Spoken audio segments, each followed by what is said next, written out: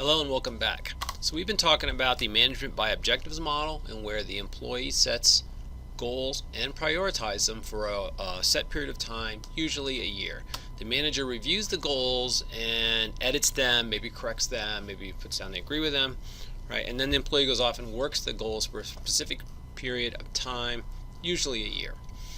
And then at the end of that time period, the employee writes down how they've done to the achievement of those goals, and then the manager will write down whether they agree or they'll disagree, and they both sign it and they turn it into human resources, and that's pretty much your performance appraisal for the year. Of course, there's changes along the way during the year because as we probably realize that things change in business during the year. The 4 goals you start out the year with might not be the 4 goals you end up with. Maybe 2 of those get changed, but that's okay.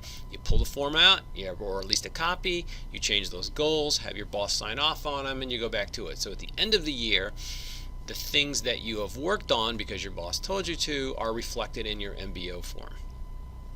Alright, let's move forward a little bit to the next slide. So some things about the evaluations and its implications. So first bullet here, goal, difficulty, and specificity. Right, so difficulty we've talked about before in the terms that stretch goals make us work harder, impossible goals or really easy to achieve goals generally get ignored. There's not much effort put into them.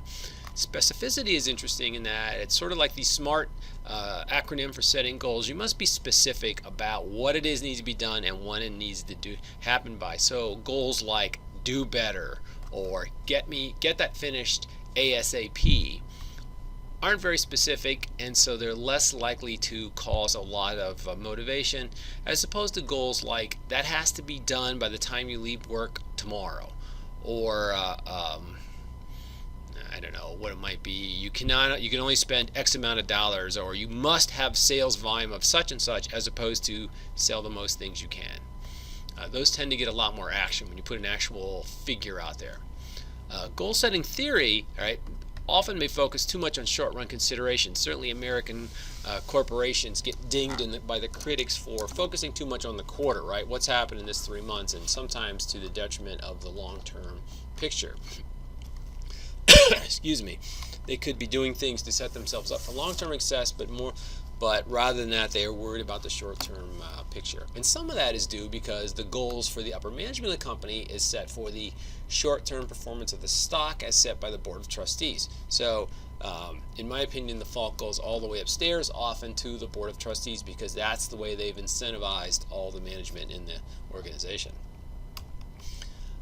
Certainly, the third bullet here, the MBO, the management by objectives, has the potential to motivate because it is a systematic basis throughout the organization. So my goals should match up with my boss's goals, and their goals should match up to their boss's goals, all the way up through the chain of command to support the strategy of the organization. And that's a very useful thing. When companies first implement MBO, often they find out that the goals of different people, there's either huge misunderstandings between employees and their boss over maybe not the goal, but maybe the priority of which is important, or the organizations don't have matching goals to support the strategy. Somebody thinks we should be working on the cheap and running a Motel 6, and other people think we should be running a 5-star hotel. And of course then they get mixed results and conflicting styles and all of that. So when the organization is in alignment to what the goals are and how they're going to do it, then things tend to go a lot better. And certainly at the bottom, the MBO have a tendency to overemphasize quantitative goals to enhance verifiability, which means if I can put a number on it, I feel much better about it. I mean, some people say if you can't measure it, how you know it's getting better. But some of the MBOs out there will have things like what I call the kindergarten report card.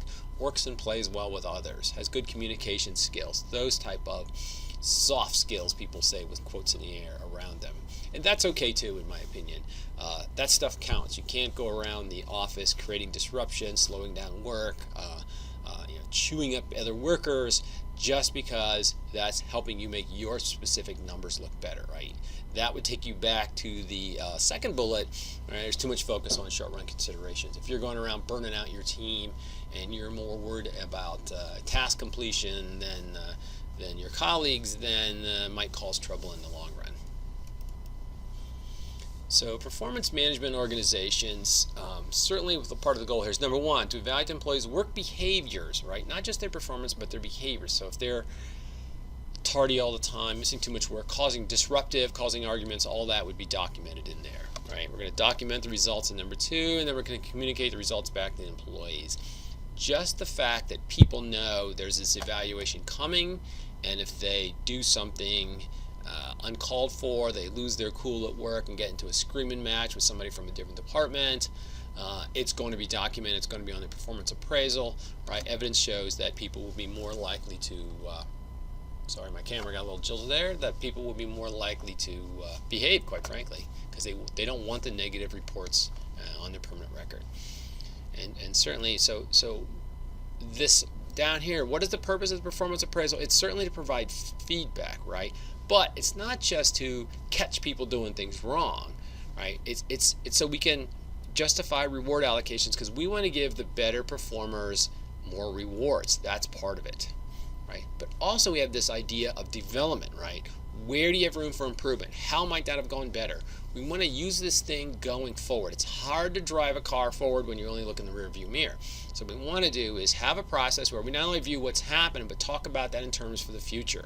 How is it going to get better? What do you need to do? How can we make you an even more valued employee that you can perform better, and therefore you and the corporation will both have advantages from that. All right, so that's the preferred method of that conversation. So what we want to do is, right, so here we have judgment of past performance and development of future performance. We want to foster work improvement, right? We want to identify training opportunities. That's sort of thing I mentioned about ask your boss what you need to do to be promoted. And then put that in your plan, right? Put it right in your objectives for the year.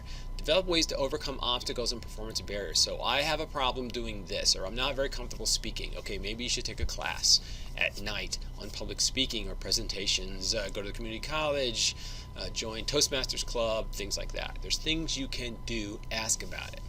Right? Establish supervised employees' agreement on expectations. If you don't know what your boss wants, how are you going to give it to them? Or if you have an employee who seems like they want to please you but keeps giving you the wrong stuff, they probably don't know what it is you're asking for. So for whatever reason, there's a communication issue. You need to delve into that, right? Back to the development, overcome obstacles. I remember I had a long conversation with my boss many years ago as an engineer about how he made business decisions because I couldn't figure it out. And he looked at me and I said, I understand the question. I think I understand the choices, but I don't know why you pick the answer you do. I just am unable to do that. And of course, someday I wanted my boss's job. Although I didn't tell him that, he probably surmised that. And my boss said, here's the problem. You see everything as an engineer. Because you are an engineer, you need to go get an MBA so you understand we're not here to do engineering. We're here as a business to make money. And so that's exactly what I did. I went back to school at night. The company paid for it with tuition reimbursement, and I was able to get an MBA for a very low cost, but a lot of work, and I learned a lot of business, and it took me forward to eventually I became a management professor. So that's kind of how the big twist in my career came, right from just one conversation with my boss.